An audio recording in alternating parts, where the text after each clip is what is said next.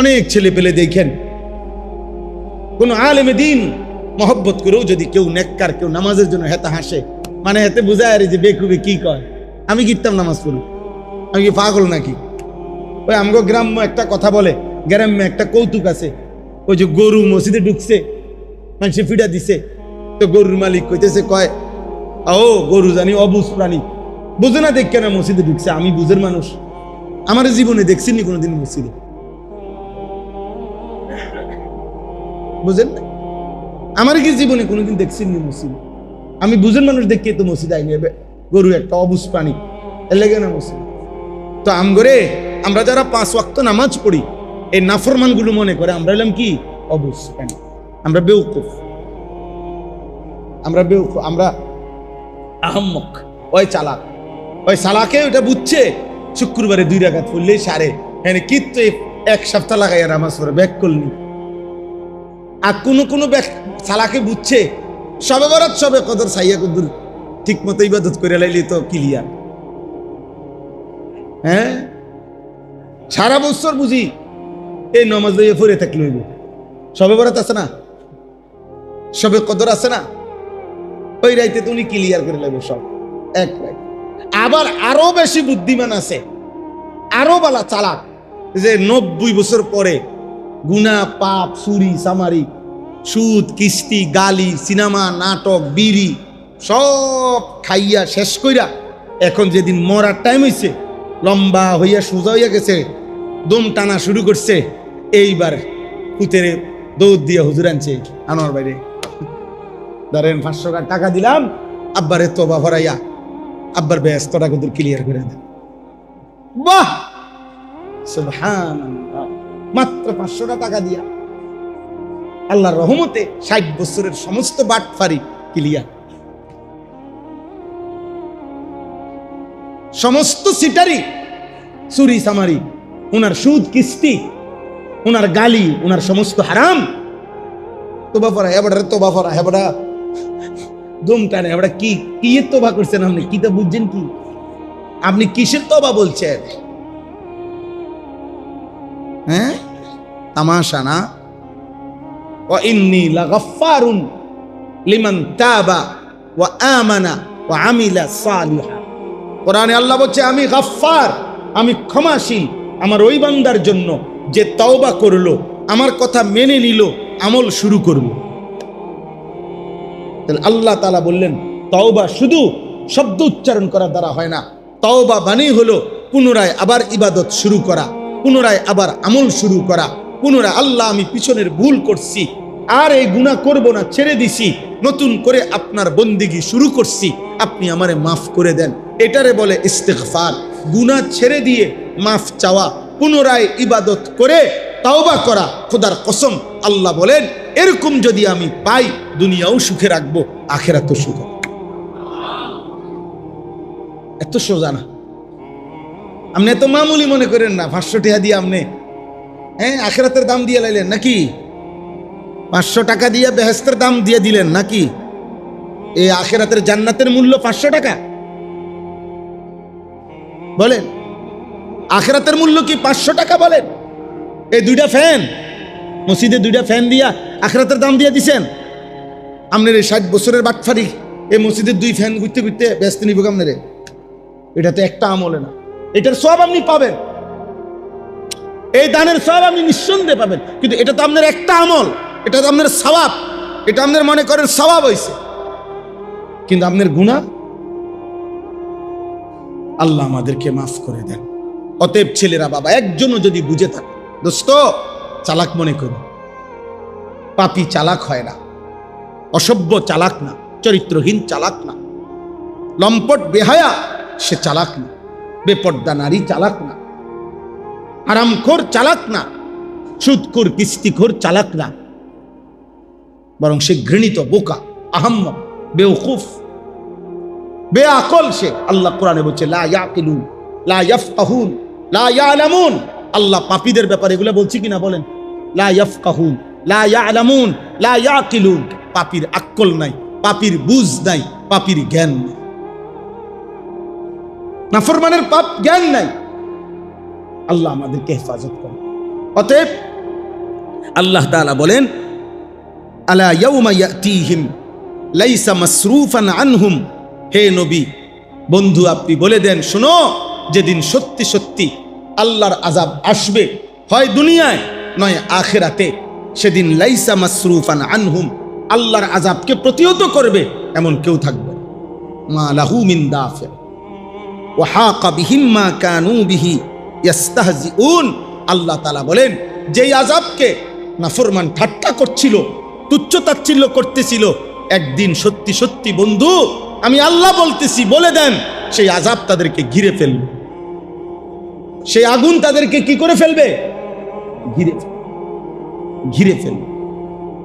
এরপরে আল্লাহ বলেন, ওয়ালা ইন আযাকনাল ইনসানা মিন্না রাহমাতান, আল্লাহ তাআলা বলেন, শোনো আমার নাফরমান বান্দা কেমন হয়। আমার নাফরমান বান্দা দীর্ঘদিন সুখ ভোগ করার পর আমি আল্লাহ তাআলা তার উপরে যে দয়া করতেছিলাম, সুস্থতা, যৌবন, সক্ষমতা, এগুলো যখন আমি কোনোদিন সুম্মা নাযা'না মিনহু, যদি কখনো তার থেকে ছিনিয়ে নেই কিছু সময়ের জন্য, সুস্থতা যদি সরায়ে ফেলি, নিরাপত্তা যদি সরায়ে ফেলি, ঠিকমতো সবকিছু যদি আমি তাদের থেকে সরিয়ে ফেলি, ইন্নাহু লায়াউসুম কাফুর, সাথে সাথে এই নাফরমান হতাশ হয়ে পড়ে, হাত পাও ছাইড়া দেয়, আর কাফুর, আমি আল্লাহর নাফরমানি করি। খোদা, আর লোক ফাইলা না, মুসিবত বুঝি আমার কান্দে আইলা। এই অভিযোগ করলো কাকে? অভিযোগ করলো আল্লাহ। হতাশ না, যেই বিপদ আইছে ভাই মনে হয় না আর ঠিক, আর ঠিক। আশ্চর্য, একবারও আল্লাহর নাম বলে না, আল্লাহকে ডাকেন। আল্লাহ তাআলা বলেন, এই নাফরমান দুঃখে, সুখের পরে যখন দুঃখ আসে, হতাশ হয়ে যায়, আমি আল্লাহর নাফরমানি করে। ওয়ালা ইন আযাকনাহু, এই 3 নম্বর আয়াত, ওয়ালা ইন আযাকনাহু না'মা বা'দা দাররা মাসাতহু, আবার দীর্ঘদিন আযাব, মুসিবত, পেরেশানি, বিপদ ছিল, সেটা যখন আমি সরিয়ে আবার পুনরায় তাকে আমি নিয়ামত দেই, সুখ দেই, তো এইবার সে বলে ওঠে লা ইয়াকুলান্না, এই বেঈমান এবার বলে কি, যাহাবাস সাইয়্যাতু আন্নি, ভাই কিছু যায় ঝামেলা ছিল সব দূর হয়ে গেছে, এখন ক্লিয়ার। আমি কয়দিন আগে একজন জিজ্ঞাসি, ভাই আমি চিনি উনারে, একটু পেরেশানিতে ছিল, যায় ঝামেলা, মামলা সামলা, হামলা, অনেক ঝামেলায় ছিল। আমি বললাম, এই দিন দেখা হয়েছে, আবার বললাম কি অবস্থা এখন? হুজুর মোটামুটি গুছাই নিছে, মিলাই নিছে, আর কি মিলাই নিছে, বুঝেন না কথাটা? হ্যাঁ, এখন নতুন যারা, তাদের সাথে পুরাতন মিলাই নিছে, ঠিক আছে ভাই এখন আপনি খান, আগে তো আমি খাইছি। হ্যাঁ, বুঝেন নাই হিসাবটা? আগে আমি সামনে ছিলাম, আপনি পিছে আসিলেন, এখন আপনি সামনে থাকেন, আমি পিছে আছি, মিলাই নিছি। আস্তাগফিরুল্লাহ। আহা, আল্লাহ তাআলা বলেন, ইন্নাহু লাফারিহুন ফাখুর, নাফরমান আবারও পুনরায় সুখ পাইয়া উল্লাস করে, ফারিহুন আর ফাখুর, অহংকার করে, আবার আমাকে ভুলে যায়, মনে পড়ে না আমি আল্লাহ। তাহলে আল্লাহ তাআলা বলেন, দুঃখেও বেঈমান আমাকে মনে করে না, সুখেও বেঈমান আমাকে কি করে না, মনে করে। শেষ আয়াত, ইল্লাল্লাযীনা সাবারু ওয়া আমিলুস সালিহাত, তবে আমার যেই সকল বান্দা সকল অবস্থায় সবর করে, সুখে কিংবা দুঃখে, আনন্দ কিংবা বেদনা, সর্বাবস্থায় যারা সবর করে। সবর মূলত অর্থ হইল, আমরা যদিও বুঝি যে সবর শব্দের অর্থ ধৈর্য, আসলে সবরের প্রধান অর্থ হইল আল্লাহর বিধানের উপরে মজবুত থাকা। অর্থাৎ আমার দ্বারা গুনাহ হবে না, আমার দ্বারা আমলও ছুটবে না, এই মজবুতির সাথে টিকে থাকা আল্লাহর হুকুমের উপরে, এটাকে বলা হয় মূলত সবর। ইনকিবাজুন নফস খাউফা ইরতিকাবিল কবিহ, গুনাহ আর পাপে লিপ্ত হওয়ার ভয়ে অন্তরকে সংকুচিত করে রাখা, হায়া বলে এটাকে, সবর বলে এটাকে, হায়া বলে। মজবুত থাকা, মজবুত থাকা। আল্লাহ বলেন, এই আমার যেই বান্দা এরকম সবর করে, মজবুত থাকে, যে আমি সুখে কিংবা দুঃখে গুনাহ করব না, ইবাদতও কি ছাড়ব না, আবার ওয়া আমিলুস সালিহাত, নেক আমলগুলো করতে থাকে। আল্লাহ বলেন উলাইকা লাহুম মাগফিরাতুম ওয়া আজরুন কাবীর, আমি আল্লাহ তাআলা তাদের জিন্দেগীর সমস্ত গুনাহ মাফ করে দিব এবং আজরে কাবীর, সর্বশ্রেষ্ঠ বিনিময় জান্নাত দিয়ে দেব, জান্নাত দিয়ে দেব। এজন্য আমার ভাই, আমরা মুমিন, আমরা মুসলমান, আমরা ঈমানদার, আমাদের আল্লাহ আছে, আমাদের নবী আছে, আমাদের কোরআন আছে, আমাদের ধর্ম আছে। আমরা বিশ্বাস করি, ইয়াকিন করি, সুখে কিংবা দুঃখে আল্লাহর পক্ষ থেকে। আমি যখন হাসি তাও আল্লাহর পক্ষ থেকে, আমি যখন কাঁদি তাও আল্লাহর পক্ষ থেকে। আমার যখন সুস্থতা তাও আল্লাহর দান, আমার যখন অসুস্থতা তাও কার ইচ্ছা? আল্লাহর ইচ্ছা। আমার লাভ হইতেছে আল্লাহর ইচ্ছা, আমার লস হইতেছে আল্লাহর ইচ্ছা, আল্লাহর ইচ্ছা। হযরত আইয়ুব আলাইহিস সালাম 70 বছর সুখে আল্লাহর ইবাদত করছে, 18 বছর দুঃখে, রোগে, যন্ত্রণায় আল্লাহর ইবাদত করছে। তো 18 বছর পরে যখন সুস্থ হয়েছে, আইয়ুব আলাইহিস সালাম আল্লাহকে জিজ্ঞেস করছে, কিতাবে আছে যে হে মহান আল্লাহ, আয় আল্লাহ, আপনি 18 বছর ধরে একটানা আমারে এ কষ্টে, মুসিবতে, রোগে রাখলেন কেন? এমনি জানতে চাইছে। আল্লাহ তাআলা বলছে, আইয়ুব, আমি দেখতে চাইছিলাম সুখের সময় 70 বছর তুমি আমারে যেমন ডাকছো, দুঃখের সময় তুমি আমাকে ডাকো কিনা। আমি সাক্ষী দিচ্ছি আইয়ুব, তুমি সুখেও আমাকে ডাকছো, দুঃখেও আমাকে ডাকছো। কিন্তু তোমার প্রশ্ন, দুঃখ আমি তবুও এতদিন দিলাম কেন? তো আল্লাহ তাআলা বলছে, আইয়ুব, সুখের সময় 70 বছর তুমি আমারে ডাকছিলা, আমি অভিযোগ নাই আমার তোমার প্রতি, কিন্তু বিশ্বাস করো আইয়ুব, আমার জাতের কসম, আল্লাহ বলছে 70 বছর সুখের সময় আমারে যে তুমি ডাকছো, 18 বছর দুঃখ আর যন্ত্রণার রোগের সময় আমারে যে তুমি ডাকছো, আল্লাহ পাক বলেন আমার জাতের কসম আইয়ুব, দুঃখ আর বেদনা, রোগ আর শোকের সময় আমারে যে ডাকছো, এই ডাকে আমি বড় বেশি। 70 বছরের ডাকের চাইতে অসুস্থতার 18 বছরের ডাকে আমি আল্লাহ মজা পাইছি বেশি, আমি মজা পাইছি বেশি। আমি তোমার সুখের ডাকও শুনছি, দুঃখের ডাকও শুনছি, কিন্তু আমার দুঃখ ভরা, বেদনা ভরা ডাক আমার ভালো লাগছে বেশি। এই জন্য আমি তোমার দুঃখের ডাক শুনতে চাইছি, এই জন্য এত লম্বা তোমারে দুঃখে রাখছি। তাইলে আব্বা, আল্লাহ তাআলা বলেন ইল্লাল্লাযীনা আমানু ওয়া আমিলুস সালিহাত, একজন ছেলেও যদি বুঝো, একজন ছেলে, ভাইয়া তো তোমাকেই বলছি, আমি আমার কোনো দল নাই, আমি কোনো নির্বাচনে প্রার্থী না, আমি কোনো আস্তে আস্তে মানুষ জমাইতেছি এমন না। অতএব আমাদের স্বপ্ন এটাই, একজন হোক 10 জন হোক, কখনো কোথাও কেউ যদি আল্লাহর দিকে ফিরে, আল্লাহর দয়ায়, এটাই আমাদের কি স্বার্থ, এটাই আমাদের স্বার্থ। আল্লাহর দিকে কোনো এক বান্দা ফিরবে, আল্লাহকে চিনবে, আল্লাহর ইবাদত করবে, এই সফলতা, এই সফলতা আল্লাহ আমাদেরকে তৌফিক দান করে। আমাদের সমস্ত মাদ্রাসা, আমাদের মসজিদগুলো, ওলামায়ে কেরাম, তালিবে এলেম, সব কিছু নিয়ে আমাদের ফিকির এটাই। এই যে মাদ্রাসাগুলো কি করে, মাদ্রাসাগুলো আমরা কি বুঝি না কতজন কত বিদ্রুপ করে, আমাগো আয় কম, আমাগো টাকা কম, আমাদের দুনিয়া বিপদ পদবি কম, আমাদের সরকারি মূল্যায়ন কম, আমাদের আর্থিক সমৃদ্ধি কম, এত কথা শোনার পরে আমরা কি বুঝি না? কথা বলেন না? আমরা কি 1 লাখ টাকা সুদে লাগাইলে, 10 লাখ টাকা সুদে লাগাইলে কিছু লাভ হইব? আমরা এটা বুঝি না? এটা না বুঝার আছে কিছু? বলেন না? বাটপারি সিটারি করলে, লোন নিলে, কিস্তি নিলে আমিও বড় ব্যবসা করতে পারবো, এই কথাটা আমি বুঝি না? কথা বলেন না? এটা না বুঝার কি আছে? কিন্তু আখেরাত, আখেরাত, মৃত্যুর পরবর্তী জীবন, সেটা কি হবে? এজন্য হৃদয়ে যার আখেরাত, হৃদয়ে যার কবর, হৃদয়ে যার পরকাল, ওইখানে মনে পড়লে না সে থাইমা যায়। আর এটা যে ভুলে যায়, তার তো সবই করতে, তার তো আর কিছু পার্থক্য নেই। আমি তো কুমিল্লা ভিক্টোরিয়া কলেজ থেকে মাস্টার্স পাস করছি, সরকারি আলিয়া মাদ্রাসার থেকে টাইটেল পাস করছি, কওমি মাদ্রাসার থেকে দাওরা পাস করছি। তা আমিও তো বুঝি আব্বা, এই ব্যবসা কেমনে, টাকা পয়সা কেমনে কামাই করতে হবে। আমি তো কুমিল্লা ক্যান্টনমেন্ট থাকি, তো কুমিল্লা ক্যান্টনমেন্টের মধ্যে একটা বড় মার্কেট, বড় শপিং সেন্টার, একটা কিছু করা, এটা আমি বুঝি আব্বা, না বুঝার কি আছে? যে কোনো হুজুরি তো বুঝে এটা।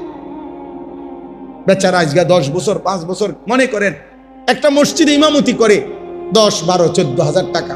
ও বেকুব এই কারণে না, কি মনে করেন বেকুবের কারণে নাকি? সে বুঝে না যে পয়সা রোজগার করার আর কোনো মাধ্যম তার কাছে জানা নাই, এরকম কথা বলেন না কেন? সে পারবে না ব্যবসা করতে। একটা অটো ড্রাইভার যদি মাসে 30,000 টাকা, সিএনজি ড্রাইভার কামাইতে পারে, একটা মারুতিওয়ালা যদি মাসে 1 লাখ টাকা কামাই করতে পারে, এ হুজুর পারতো না, এ বুঝতো না নাকি? এটা তাহলে বুঝবে না, কিন্তু সে বুঝে আমি খাইয়া না খাইয়া আমার আল্লাহর দ্বীনের খেদমত করতে হবে, আল্লাহর বান্দাদেরকে দ্বীন শিখাইতে হবে। কোরআন আমাদের এই যে সাদুল্লাহ হাফেজ মাওলানা সাদুল্লাহ ভাই আজ কত বছর এই মাদ্রাসায়, আলহামদুলিল্লাহ যথেষ্ট বুদ্ধিমান বিচক্ষণ ছেলে, আমি তো জানি ব্যক্তিগতভাবে তাকে চিনি। তাইলে এই সমস্ত নওজোয়ান আলেম, এই যে মাওলানা নওজোয়ান, তো এই সমস্ত নওজোয়ান আলেম উপার্জনের জন্য অন্য কিছু করতে পারবে না, কথা বলেন না আপনারা? তো আল্লাহর দিকে চাইয়া, আখিরাতের দিকে তাকায়া মুসলমানের সন্তানকে দ্বীন শিখানোর জন্য পড়ে আছে। আপনাদের এটা বোঝা উচিত।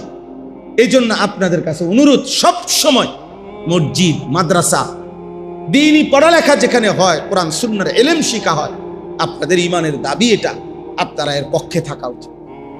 অনেক ছেলে পেলে বুঝে না এটা, মনে তামাশা যাদের জীবন, তাদের জীবনের কোনো কিছুর মধ্যে সৌন্দর্য নাই। অসভ্যতা যাদের জীবন, মনে রাখেন তার জীবনের কিছুতেই সুন্দর,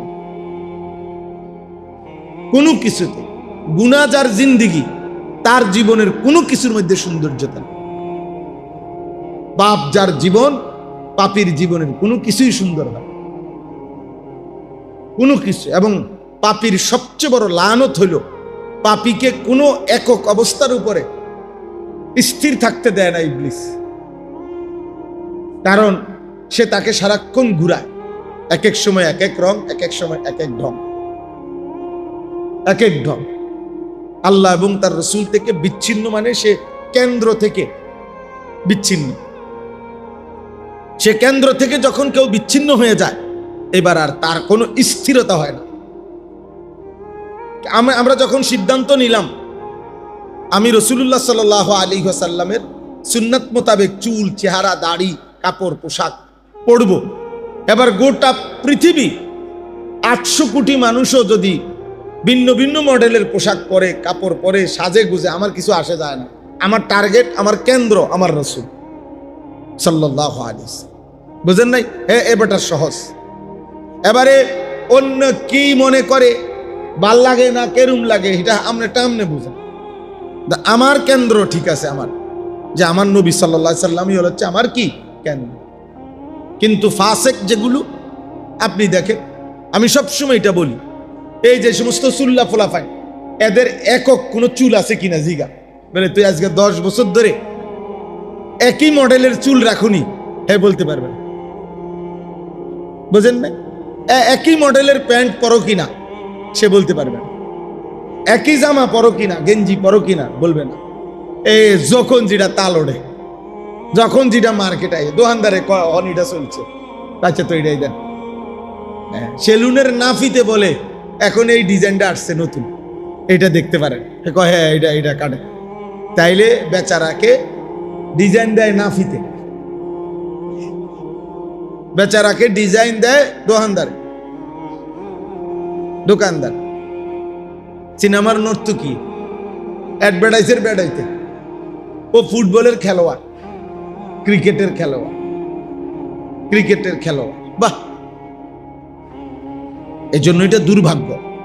সবসময় মনে রাখবা বাবা, ছেলেরা যাদেরকে তোমাদেরকে বললাম, ফাসেক কখনো স্থির হইতে পারে না, পাপী কোনো নির্দিষ্ট পয়েন্টে স্থির হইতে পারে না,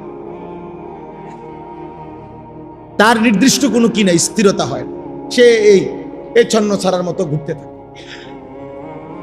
আল্লাহ আমাদেরকে মাফ করে দেন। চলেন তো, বলতেছিলাম আল্লাহ তাআলা কোরআনুল কারীমের মধ্যে 25 জন নবী এবং রাসূলের নাম উল্লেখ করেছেন। তন্মধ্যে 5 জন এমন নবীর নাম আছে কোরআনে, যেই 5 জন নবী মানুষদেরকে আল্লাহর দিকে ফিরাবার জন্য, নিজের কওম নিজের সম্প্রদায়কে আল্লাহর দিকে ফিরানোর জন্য কুফর, শিরিক, মূর্তি পূজা, জুলুম, অন্যায়, অনাচার, পাপ, অশ্লীলতা, গুনাহ থেকে ফিরাইবার জন্য জান প্রাণ আপ্রাণ চেষ্টা করছেন। কিন্তু বদনসিব কওম, দুর্ভাগা জাতি প্রতিনিয়ত আল্লাহর নাফরমানি, শিরিক, কুফর, পাপ এর সীমা লঙ্ঘন করছে। অর্থাৎ নবী যতই ডাকছে ততই তারা আল্লাহর থেকে দূরেই সরছে, পাপের সীমা অতিক্রম করে ফেলছে। ফলে আল্লাহ তাআলা ওই 5 জন নবীকে, উনাদের যে কওম, এই 5 জন নবীর সম্প্রদায় জাতিকে আল্লাহ তাআলা চিরতরে একেবারে গোষ্ঠী সুদ্ধা ধ্বংস করে দিয়েছে আল্লাহর আযাব দিয়ে। একদিন আল্লাহর আযাব আসছে, ওই আযাবে এই 5 জন নবীর কওম, কোরআনে যাদের বর্ণনা বিস্তারিত আল্লাহ উল্লেখ করছেন, যাদের কওমকে আল্লাহ তাআলা একেবারে আযাব দিয়া শেষ করে দিয়েছে। ছোট বড়, নাবালক সাবালক, কোলের বাচ্চা, পেটের বাচ্চা, দুধের বাচ্চা, জওয়ান, বুড়া, নারী, পুরুষ একদম শেষ করে দিয়েছে আল্লাহ তাআলা। এরকম 5 জন নবীর ঘটনা কোরআনুল কারীমে আছে। সেই 5 জন নবী হলো নূহ আলাইহিস সালাম, 2 নম্বরে হলো হুদ আলাইহিস সালাম, 3 নম্বর হলো সালেহ আলাইহিস সালাম, 4 নম্বর হলো লূত আলাইহিস সালাম, 5 নম্বর হলো শুআইব আলাইহিস সালাম। এই 5 জন নবী, যাদের কওম আল্লাহর এই জমিনে সবচেয়ে বেশি পাপের, নাফরমানির, গুনার, অবাধ্যতার সীমা লঙ্ঘন করছে। ফলে আল্লাহ তাআলা এই 5 জন নবীর জাতিকে একেবারেই ধ্বংস করে দিয়েছে। নূহ আলাইহিস সালামের কওমকে আল্লাহ তাআলা পানি দিয়ে শেষ করে দিয়েছে। হুদ আলাইহিস সালামের কওমকে আল্লাহ তাআলা ঘূর্ণিঝড় দিয়ে শেষ করে দিয়েছে। সালেহ আলাইহিস সালামের কওমকে আল্লাহ তাআলা একজন ফেরেশতার বিকট চিৎকার দিয়ে, মানে একজন ফেরেশতা চিৎকার দিছে, আওয়াজ, এক চিৎকারে কান ফাইটা পুরা জাতি মরে গেছে।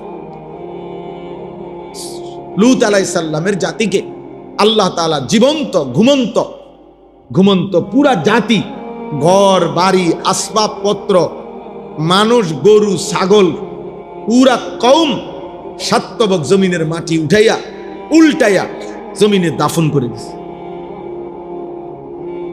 শুআইব আলাইহিস সালামের জাতি ওই সালেহ আলাইহিস সালামের কওমের মতো ফেরেশতার বিকট চিৎকার দিয়ে রাত গভীরে, ফজরের পূর্ব মুহূর্তে আল্লাহর আযাব, কান ফাইটা সব মরে গেছে। তো প্রত্যেক নবী, এই 5 জন নবীর ঘটনা কোরআনুল কারীমের মধ্যে বহু সূরার মধ্যে আছে। তন্মধ্যে সবচেয়ে বিস্তারিত আযাবের বর্ণনা এই সূরার মধ্যে, সূরা হুদ, এই 11 নম্বর সূরা। এজন্য কোরআনুল কারীমের মধ্যে সবচেয়ে বেশি আযাবের বর্ণনা কোন সূরায়? সূরা হুদের মধ্যে, সূরা হুদ। এই সূরা পড়লে কলিজা কাঁপ দিয়া ওঠে। এই সূরা শুনলে, কোরআনের তাফসীর শুনলে হৃদয় কেঁপে ওঠে। এবং আল্লাহ তাআলা এই নবীদের বিস্তারিত, এই 5 জন নবীর ঘটনা এই সূরাতে আছে একসাথে পরপর। এবং 5 জন নবী কি পরিমাণ কাকুতি মিনতি করছে নিজেদের কওমের কাছে, এবং নিজেদের কওমের লোকেরা কি পরিমাণ ব্যঙ্গ, বিদ্রুপ, ঠাট্টা, মস্কারি, জুলুম, নির্যাতন করছে, আর শেষ পর্যন্ত আল্লাহর আযাব আসছে। এই কথাগুলো আল্লাহ তাআলা এখানে খুব উল্লেখ করছে বিস্তারিত। যেদিন নবী সাল্লাল্লাহু আলাইহি ওয়াসাল্লামের উপর এই সূরাটি নাজিল হলো, আযাবের বর্ণনাগুলো নবী শুনলেন, এর কিছুদিন পর আল্লাহর নবী সাল্লাল্লাহু আলাইহি ওয়াসাল্লামের দাড়ি মুবারকের কয়েকটা চুল সাদা হয়ে গেছে। হযরত আবু বকর সিদ্দিক রাদিয়াল্লাহু তাআলা আনহু বললেন, ইয়া রাসূলুল্লাহ, আপনার দাড়ি মুবারকের চুল তো সাদা হয়ে গেছে, আপনি তো বুড়ো হয়ে যাচ্ছেন। কাদ শাইয়াবতা। আল্লাহর নবী সাল্লাল্লাহু আলাইহি ওয়াসাল্লাম বললেন, আবু বকর শোনো। নবী চোখের পানি ফেলে বললেন, সূরা হুদ, শাইয়াবাতনি হুদ, সূরা হুদের আযাবের বর্ণনা আমারে বুড়া বানায় ফেলছে, আমাকে বুড়া বানায় ফেলছে। এই সূরার মধ্যে আল্লাহ তাআলা এই 5টি জাতির নাফরমানি আর পাপ এমন বর্ণনা দিছে, আল্লাহ আমার কলিজার মধ্যে কাঁপ ছুটে গেছে। আমার ভয় হচ্ছে এই পাপগুলো যদি আমার উম্মত করে তাদের জানি কি হবে আযাব। এই ভয়ে আমার উম্মতের পেরেশানিতে আল্লাহ তাআলার আযাবের ভয়ে আমার দাড়ির চুল সাদা হওয়া শুরু, আমি বুড়ো হয়ে যাচ্ছি, এমন টেনশন। মানুষ অনেক সময় বলে এই ঘটনা প্রেক্ষাপট বিভিন্ন পরিস্থিতি দূর, মনে হয় যেন আমি 3 দিনে 30 বছরের বুড়ো হয়ে গেছি, মানে এমন পেরেশানি গেছে আমার উপরে। মানুষ কথার প্রসঙ্গে এমন কি টেনশন মানুষকে দুর্বল করে দেয়। তো এই আযাবের বর্ণনা, ওনাদের আযাব ছিল, আরে পাপ ছিল এই 5টি জাতির, লম্বা বিস্তারিত বর্ণনা করার সুযোগ নাই। আমি শুধু বলতেছি আর কি মোটা দাগে, একজনও যদি বুঝে, একটা ছেলেও যদি বুঝে, একজন বাবাও যদি বুঝে, আমরা সব সময় আজকে 22 বছর আলহামদুলিল্লাহ এই ওয়াজের ময়দানে কোনোদিনও এই আশা করি না যে কয়জন বদলাইলো, কয়জন কি হলো, এটা আমার হিসাব না। আমার হিসাব হলো বলে যাওয়া, আমার জিম্মাদারি বলতে থাকা, চেষ্টা করতে থাকা, বলতে থাকা, যখন যেমনে যেভাবে সুযোগ পাই বলতে থাকা, 1 জন 10 জন 1000 জন, এটা কোনো বিষয় না। তো দেখেন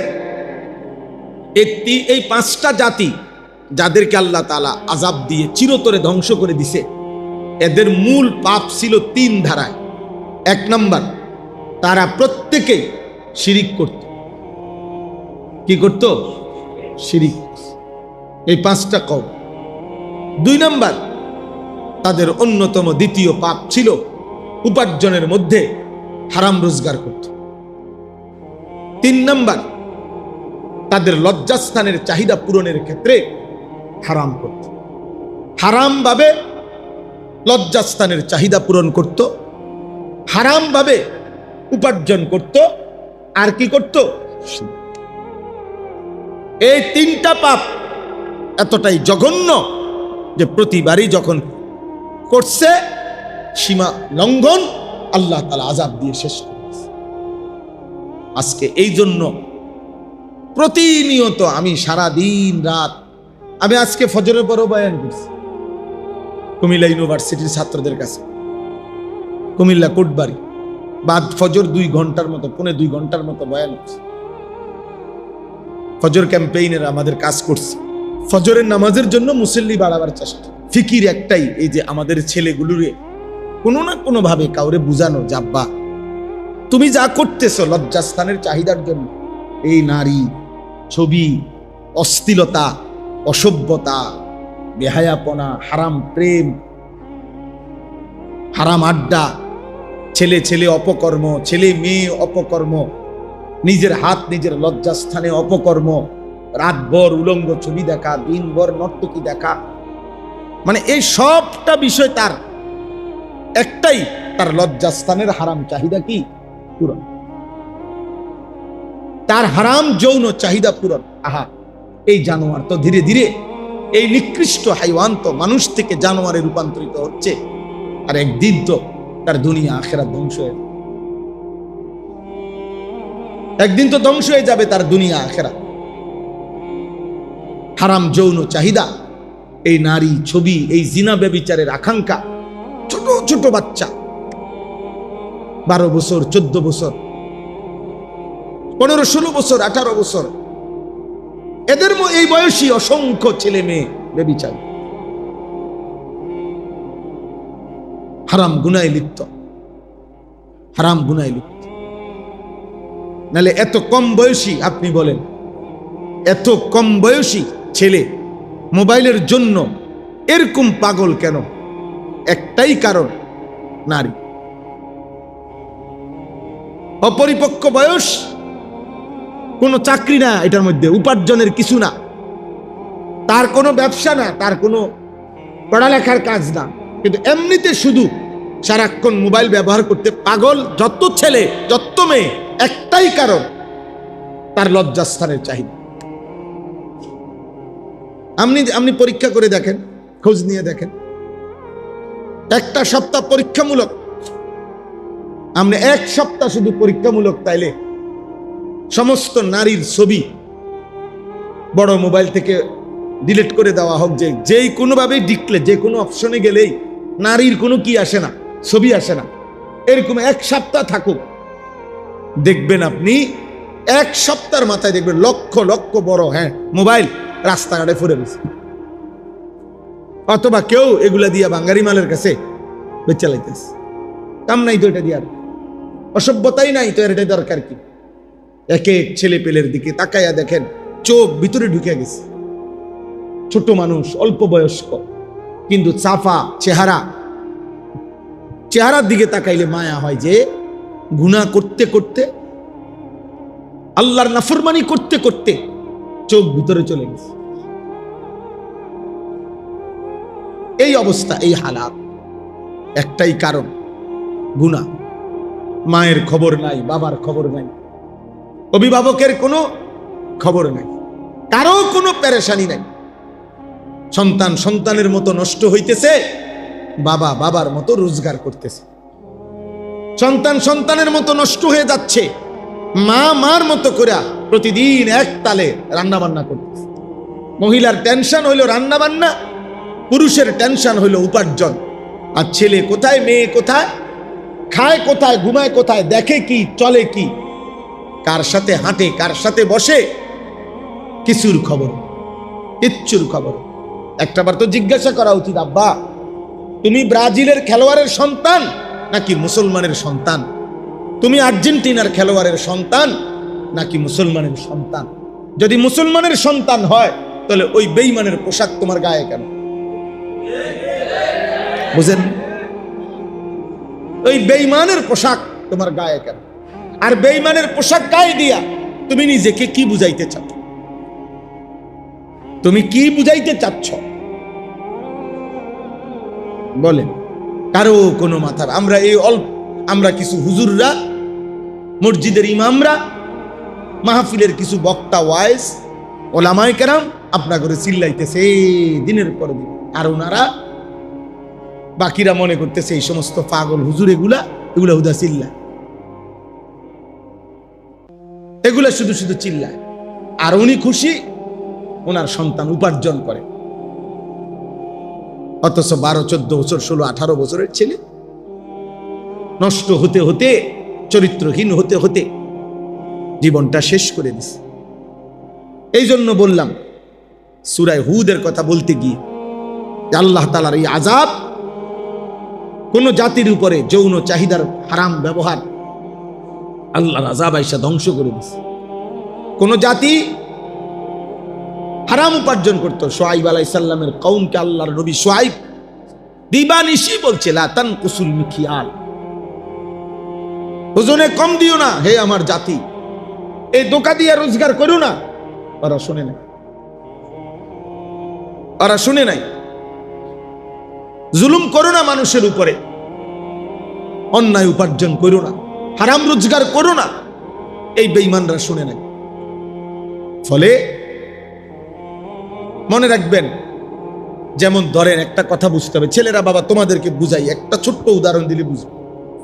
নূহ আলাইহিস সালামের কওম 950 বছর পরে ধ্বংস হয়েছে। 950 বছর পরে কি হয়েছে? এর মানে কিন্তু এই না মনে করেন এই 50 জন মানুষ নূহ আলাইহিস সালামের কওম, এটা উদাহরণ দিলাম, তো এই 50 জনই 950 বছর ধরে রয়েছে, এটা না। নূহ আলাইহিস সালামই শুধু 1000 বছর, 950 বছর, এটা নূহ আলাইহিস সালামের হায়াত, মুজিজা। কিন্তু ওনার কওমের বাকি লোকরা কিন্তু এত লম্বা হায়াতের অধিকারী ছিল না, এটাই বিশুদ্ধ কথা, তাফসীর। ওরা ওদের স্বাভাবিক গতিতেই মারা গেছে। তো মনে করেন 950 বছর আগের থেকে পূর্বপুরুষ নাফরমানি করে আসতেছে, এবং প্রত্যেক পূর্বপুরুষ তার পরবর্তী জেনারেশনকে নাফরমানির উপরেই রাখা গেছে। এই বেটারা আবার এগো পরের ওয়ালা করে নাফরমানির উপরেই রাইখা গেছে। এইভাবে নাফরমানি করতে করতে ওই 950 বছর পরে আইসা যেই প্রজন্মটা, যেই জেনারেশনটা, ওদেরকে আল্লাহ তাআলা পানি দিয়া ডুবাইয়া একেবারে শেষ করে দিছে। কিন্তু পাপ চলতেছে কিন্তু 950 বছর থেকে। ওর আগের হয়তো,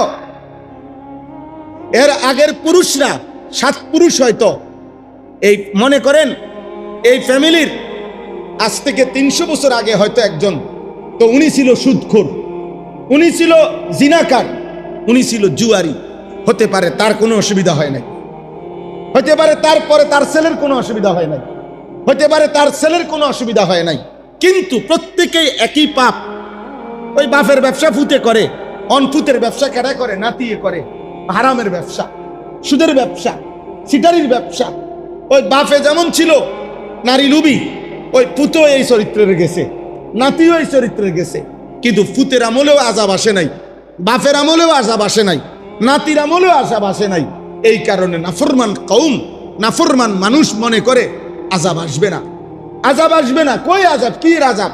কই আমার দাদাই তো সুন্দর মরল, আমার বাপেও তো সুন্দর মরল, বাটফারি করতে করতে তো আমার আব্বা মরল, কোনো অসুবিধা হয়েছে না। সিটারি করতে করতে তো আমার দাদাই মরল, আমার দাদাও তো শুনছি সুদখোর ছিল, কোনো অসুবিধা হয় নাই।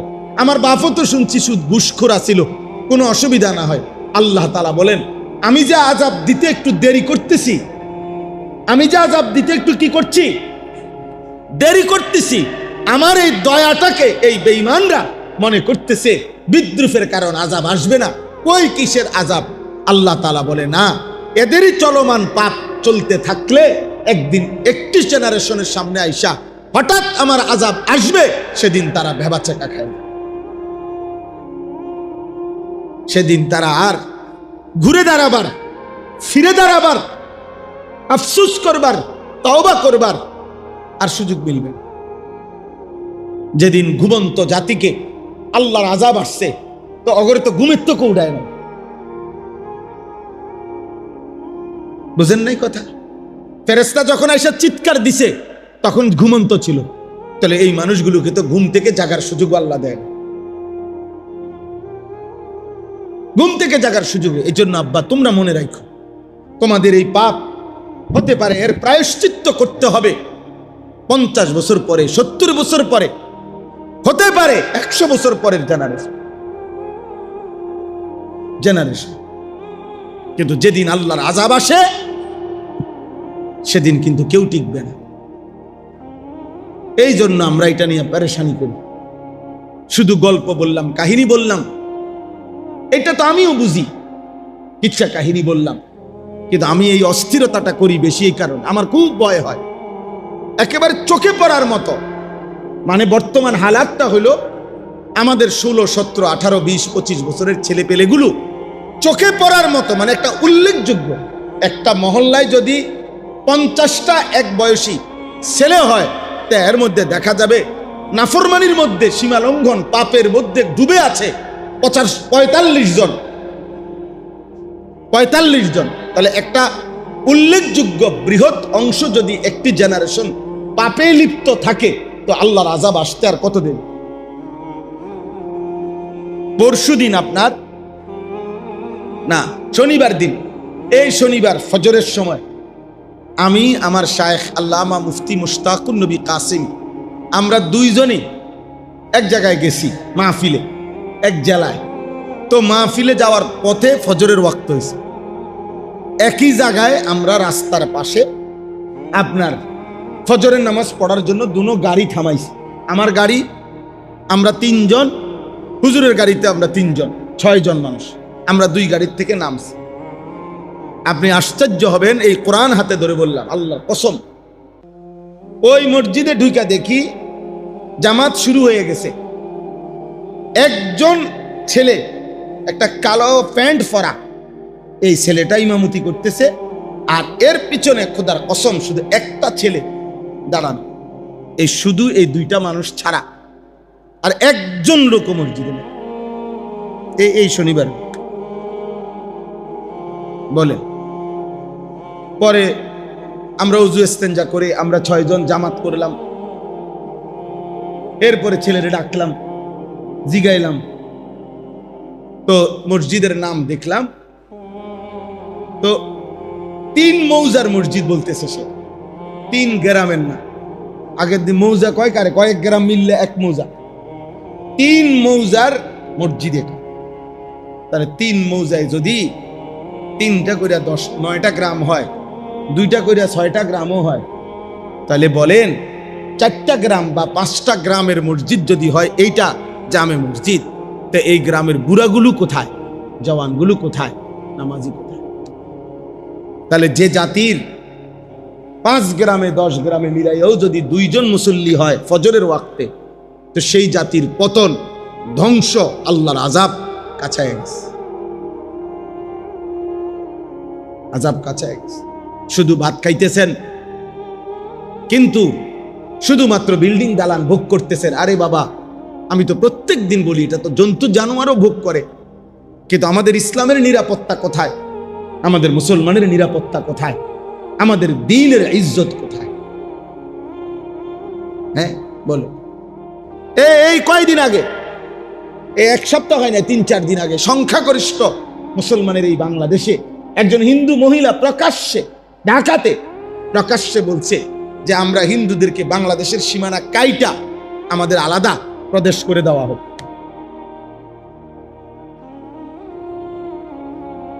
আমাদের বাংলাদেশের, আমরা যদি কোনো মুসলমান বলি এখন এই কথা, আমাকে কলজাটা খুলে দেবে, কলজাটা খুলে দেবে। 48টা দেশের পতাকা লাগাইতে কোনো অসুবিধা হয় নাই, কিন্তু কালেমার পতাকা লাগাইছে 4 ঘন্টার ভিতরে নামায় ফেলছে। আস্তে আস্তে আস্তে, এটা রাজনীতির হিসাব কই না আমি, আমার ঠিক এর দরকার নেই, আমার বোঝা দরকার। আমি রাজনীতির মানুষ না, আমি আওয়ামী লীগ বিএনপি বুঝি না, আমি জামাত ইসলাম জাতীয় পার্টি বুঝি না, আমার ব্যাপারে সবাই জানে। কিন্তু আমি বুঝাইতে চাই, ট্রেনের লাইন, এই 2টা লাইন, এটার উপরে ট্রেন চলে, ড্রাইভার যেই আসুক এই লাইন এটার উপরেই চলতে, লাইন এটার উপরেই চলতে। এই হলো বাস্তবতা। অর্থাৎ বেঈমানরা এইভাবে আমাদেরকে ধরে রাখছে যে কেউই ওই একই নিয়মের মধ্যেই চলতে। ইসলামের জন্য, ইমানের জন্য, আল্লাহর দ্বীনের জন্য পৃথিবীর কোনো মানুষের কাছে কোনো সহযোগিতা, সে যেই হোক, সে আমেরিকা হোক আর ইউরোপ হোক, খোদার কসম, সেটা জাতিসংঘ হোক আর যাই হোক, ইসলামের জন্য সহযোগিতা, আল্লাহর কালেমার জন্য, কোরআনের জন্য, দ্বীনের জন্য কোনো বেঈমানের কাছ থেকে, পৃথিবীর কারো কাছ থেকে মিলবে না। যা মিলবে আমাদের ওই আগের রব, আসমানের রব, আমাদের আল্লাহর কাছ থেকেই মিলবে, আমাদের আল্লাহর কাছ থেকে মিলবে। এটাই বাস্তবতা, এটাই সত্য। আমাদের সুখ, আমাদের শান্তি, আমাদের নিরাপত্তা, আমাদের ইজ্জত, আমাদের সম্মান আল্লাহর কাছে। কার কাছে? কিন্তু আজ বললাম সংখ্যাগরিষ্ঠ মুসলমান বেঈমানের অব্যাহত প্রচারণায় সংখ্যাগরিষ্ঠ মুসলমানের মাথার মধ্যে, অভিভাবক এবং অধীনস্থের মাথায় শুধু টাকা, সম্পদ, উপার্জন। বাপের মাথা তো হইল ফুটকে কেন্দ্র করে মেন টার্গেট, কোনো না কোনো ভাবে ফুলারে পয়সা কামানোর উপযোগী বানা। মেয়েরে নিয়ে বাপের এক মেন টার্গেট, কোনো না কোনো ভাবে টাকা পয়সা আছে এমন একটা জামাইয়ের কাছে বিয়া দাও। এটা হাসিল হইলে অন্য কিছু আছে না নাই, এটা দেখার বিষয়। ছেলে যদি রোজগার করে, দেশে হোক বিদেশে হোক, এবার তার মধ্যে দিন আছে না, হালাল হারাম আছে, বাপের এটা নিয়ে মেন টেনশন নাই, পয়সা তো দিতেছে। এই কারণে আজকে আমাদের কাছে বেঈমানরা বুঝাইছে, বাবা কিংবা ছেলে, মা কিংবা মেয়ে, পরিবারের সকলের মূল আলোচ্য বিষয় হলো উপার্জন। মূল আলোচ্য বিষয় কি? উপার্জন, রোজগার, রোজগার, রোজগার, উপার্জন। অথচ কোরআনুল কারীমে আল্লাহ তাআলা বলছে, ওয়া'মুর আহলাকা বিস-সালাহ ওয়াসতাবির আলাইহা। পরিবারের প্রধান, তুমি তোমার পরিবারের সদস্যদেরকে শতভাগ সকলকে নামাজের আদেশ করো, তুমি নিজেও নামাজের উপরে মজবুত থাকো। লা নাসআলুকা রিজকা, তোমাদের পরিবারের কারো রিজিক এর জন্য আমি তোমাদের কারো সহযোগিতা আমার লাগবে না, নাহনু নারযুকুকা, আমি আল্লাহ একাই গোটা ফ্যামিলিকে রিজিক দেব। আল্লাহ তাআলা বললেন রিজিকের পেরেশানি আমার, ইবাদত করো, ফিকির করো তুমি। আমরা টোটালি বিষয়টা উল্টায় ফেলছি, আমরা টোটালি উল্টায় ফেলছি, আমরা বাদ দিয়ে ফেলছি। আমাদের বাপ মা বংশধর সাধারণ থেকে সাধারণ মানুষের ফিকির একটাই, জি ফুদ বউ বাচ্চা লইয়া খাইয়া দাইয়া কেমন আছে, ঘর আসেনি, বিল্ডিং আসেনি, দালান আসেনি, উপার্জন আছে কিনা, চাকরি আছে কিনা, ব্যবসা আছে কিনা, বিয়ে হয়েছে কিনা, বিদেশ যাবে কিনা, দেশে থাকবে কিনা, এই হলো আমাদের জীবন। তাহলে আখিরাতের ভাবনা ভাববে কে আব্বা? বয়স্ক মানুষ, বুড়া মানুষ পরিষ্কার কয়, বাবুরে হুজুর আমার যা করার আমি করছি, অন যদি তারা নামাজ রোজা আল্লাহ খোদা না মানে আমি কি করি? এটা বুঝি কথা হইল?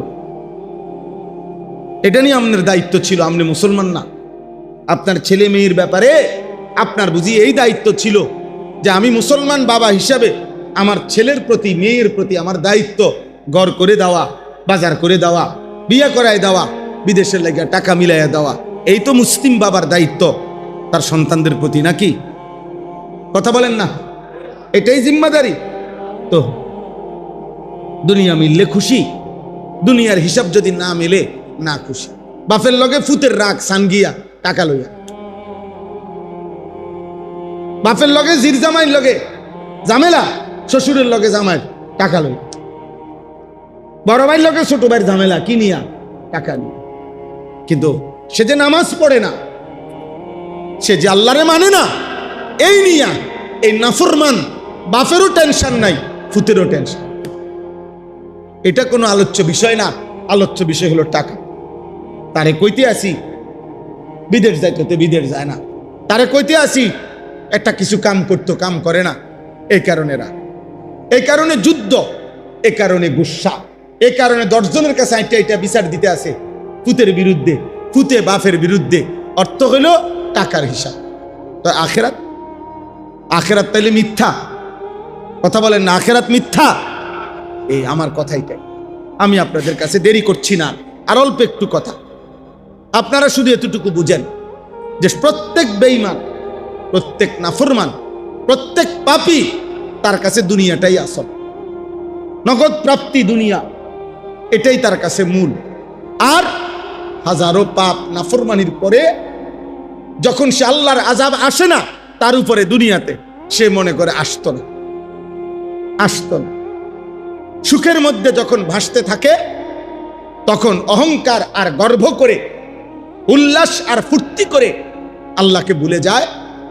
দুঃখ আর পেরেশানির মধ্যে যদি পড়ে তাও হতাশ আর অস্থির হইয়া আল্লাহর নাফরমানি করে।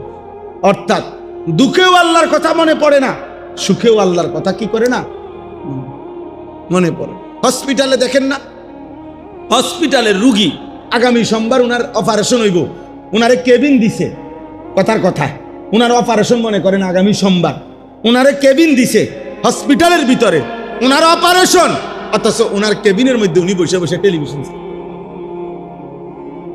ওমা, উনাদের রুগীর অপারেশন চলতেছে, উনাগো লোক যারা অপারেশন, উনাগো রুগীর লোক তা করে বসে এনে রিসিপশনে বসেন, এনে টেলিভিশন চলতে আছে, আপনারা নাচ গান দেখেন, রিপোর্ট রেডি হইতে আছে, আলটা করাইতে আছে, সিজার করাইতে আছে, বেডির জামাইরে কইছে আপনি বই বই টেলিভিশন। মানে দুঃখেও আল্লাহকে ভুলে আছে, সুখেও কাকে ভুলে আছে? নাফরমানের জিন্দেগি এটা। আল্লাহ বলেন 3টা জীবন নাফরমানের। এক, আমি যদি কিছুদিন তাকে অবকাশ দেই পাপ আর নাফরমানি আর সীমা লঙ্ঘন করতে করতে, তবুও যদি আমি আযাবকে দেরি রাখি তো সে মনে করে আযাব আসবে না। সে কি আসবে না? আল্লাহ আমার দিকে কি, আমার উপরে কোনো মুসিবত আসবে। আর 2 নাম্বার হলো, আমি যখন তাকে অনেক দিনের সুখের পরে কখনো দুঃখ মুসিবত দেই, সে হতাশ হয়ে পড়ে, আমি আল্লাহর নাফরমানি করি। আবার আমি যদি দুঃখের পরে আবার সুখ দেই, এবার কয় যাক ভাই বিশ্বাস করেন 15টা দিন বেশি একটা ঝামেলাতে ছিলাম, এই একটা ফ্যাসফুস লাগিয়া গেছিল, হ্যাঁ মাইয়াটার সিজার, একেবারে ঘুমা ছিল না, মাথা হুঁশ নাই, আজ যে কয়টা দিন এখন যাক, এখন আর কোনো যায় ঝামেলা নাই, সব সমাধান হয়েছে, সব সমাধান হয়েছে। কিন্তু 15 দিন আপনার সুখের আইসা পড়ছে, আবার মানে দুঃখ শেষ হয়েছে, তো আবার আগের মতো নাফরমান। সুখেও আল্লাহকে মনে নাই, দুঃখেও কাকে মনে নাই? আল্লাহকে মনে নাই। আর লাগাতার নাফরমানির পরেও যখন দেখে কোনো মুসিবত আসতেছে না, তো মনে করে আমার উপরে কি আসবে না, আযাব আসবে। আল্লাহ তাআলা বলেন এই সবগুলো হলো বেঈমানের আচরণ, নাফরমানের আচরণ। আর তার বিপরীতে আমার ইমানদার বান্দা সুখেও আমার হুকুমের উপরে সবর করে, দুঃখেও আমার হুকুমের উপরে সবর করে, সুখেও আমার আমল করতে থাকে, দুঃখেও আমার আমল করতে থাকে। আমি ওয়াদা দিলাম আমার এমন প্রিয় বান্দার জিন্দেগীর সব গুনাহ আমি মাফ করে দেব, আখিরাতের জান্নাত আমি তারে দিয়ে দেব। এই কথা শেষ, এই 4 আয়াতে এই কথা। এবার তর্জমা বলি, তাইলে কথা শেষ। এই 4টা আয়াতের বক্তব্য, প্রথম 3 আয়াত নাফরমানের বর্ণনা, শেষের আয়াতটা ইমানদারের বর্ণনা। এইবার শুনেন, আমি বলি তাহলে বুঝবেন। ওয়ালা ইন আখারনা আনহুমুল আযাবা ইলা উম্মাতিম মা'দুদা ইলা আজালিম মা'দুদা। এখানে উম্মাহ শব্দের অর্থ হলো আজাল। আল্লাহ তাআলা বলেন নাফরমান আর পাপীর জীবন থেকে আমি আল্লাহ তাআলা যদি আযাবকে বিলম্বিত করি, ইলা উম্মাতিম মা'দুদা, একটি নির্দিষ্ট সময় পর্যন্ত আযাব আসবেই, বাকি হয়তো একটু দেরি করতেছি। কারণ আল্লাহ কোরআনে বলছে ইন্না আযাবা রাব্বিকা লাওয়াকি, তোমার রবের আযাব পাপের কারণে আসবেই আসবে। লাইসা লাহু মিন দাফি, সে আযাব কেউ ঠেকাইতে পারবে। আজ না হোক কাল, কাল না হোক পরশু, 10 বছর না হোক 70 বছর, 70 বছর না হোক 100 বছর, 100 বছর না হোক কবর, কবর না হোক হাসরের মাঠ, হাসরের মাঠ না হোক জাহান্নাম। বেঈমান, তোর আযাব তোকে ভোগ করতেই হবে। আল্লাহ তাআলা এটা ফয়সালা, ওয়ালাকিন হাক্কাল কাউলু মিন্নি লাআমলাআন্না জাহান্নামা মিনাল জিন্নাতি ওয়াল ইনস মিনাল ওয়ান নাসি মিনাল জিন্নাতি ওয়ান নাসি আজমাইন ওয়ালাকিন হাক্কাল কাউলু মিন্নি। আল্লাহ বলেন আমার ফয়সালা লিখিত চূড়ান্ত হয়ে আছে যে আমি আল্লাহ সর্বশেষ হলেও পাপী নাফরমান জিন আর মানুষ দিয়ে জাহান্নাম আমি নিজে পূর্ণ করবই করবই। চোর, ডাকাত, জুয়ারি, মদখোর, নেশাখোর, নারী লুবি, বেনামাজি, বেঈমান, আজ না হোক কাল তোকে এর প্রায়শ্চিত্ত করতে হবে। এত রং বুঝছো না আব্বা? হ্যাঁ, এত রং বুঝছো। মা কই, আমার মা দে কিছু কয় না, মা তোমারে ডরায়, তো বাবাই তো আমারে কই কিছু কয় না। হয় পারে নাই আর তোমার আব্বা, তোমার ডাকাতের মতো চুল দেখা তোমার 16 বছর বয়সে তোমার বাপে ভয় পায়। বুঝে যে যেই জানোয়ার বানাই রাখছে চেহারা সুরত, এই জানোয়ারে ডাকে লাভ নাই, বাদ্যুগা খাইতে এসে ভাত খাওয়াই দাও। সমাজের মুরব্বীরা, মানুষরা ভয় পায় যে যেই হিংস্র চেহারা, এই হিংস্র হাইওয়ানকে দায়িত্ব না, বাদ দাও, নষ্ট হয়ে যাক, হচ্ছে যাক। মানুষ আমার খুব অবাক লাগে, একটা আম মিয়া পচার থেকে বাঁচানোর জন্য মানুষ কত চেষ্টা করে, আর এই মানুষগুলো পচে যাচ্ছে, যুবকগুলো পচে যাচ্ছে, কারো কোনো মাথা ব্যথা নাই। এদেরকে কে ফিরাবে? চিন্তা করে দেখেন, একটা আম যাতে না পচে এটার জন্য কত কিছু, একটা মাছ যাতে না পচে কত অত্যাধুনিক ফ্রিজ, কত অত্যাধুনিক ফ্রিজিং ব্যবস্থা,